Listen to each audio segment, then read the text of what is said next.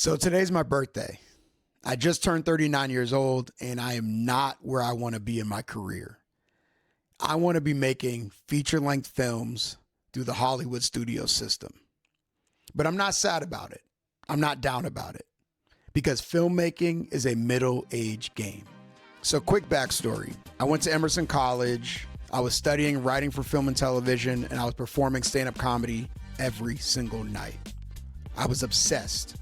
I was obsessed with trying to make it big at a young age, to be an Eddie Murphy or Dave Chappelle or Chris Rock, because all those guys, they broke into stand-up comedy at a high level at a young age. And I moved to New York City when I was 23 years old, and 6 months later, I quit stand-up. And I realized I wanted to direct films.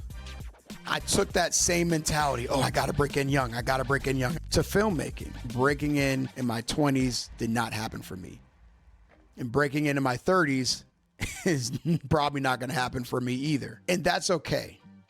That's my story. That's my journey. Over the years, I've been building Black film space, creating opportunities for other filmmakers, while also continuing to develop my work and make short films.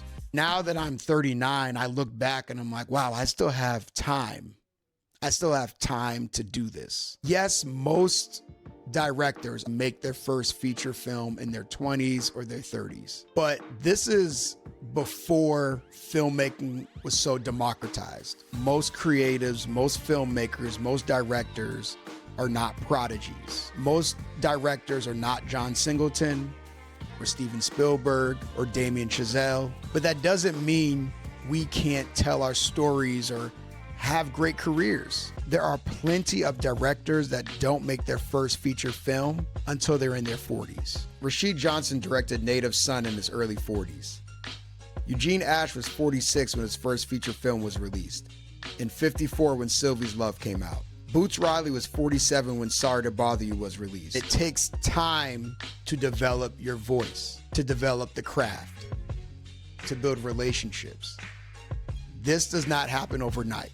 This is a 20, 30, 40-year journey to mastering the craft of filmmaking and storytelling. Even a 10-minute short film that you want to submit to festivals as your calling card, that could easily take 3 years and you're doing everything right. That could be a few months to a year or so fundraising, a few months to several months writing the script, a few months to several months producing it, a few days to a week shooting it, a few months to several months in post-production, and then a year to a year and a half during its festival run. It takes time to make a film the right way, to develop your voice, to understand what taste is and what your taste is. David O. Russell, the director of Silver Linings Playbook and The Fighter, once said, "It's taken me 20 years since I first spoke to you to really make the films that I think I was meant to make,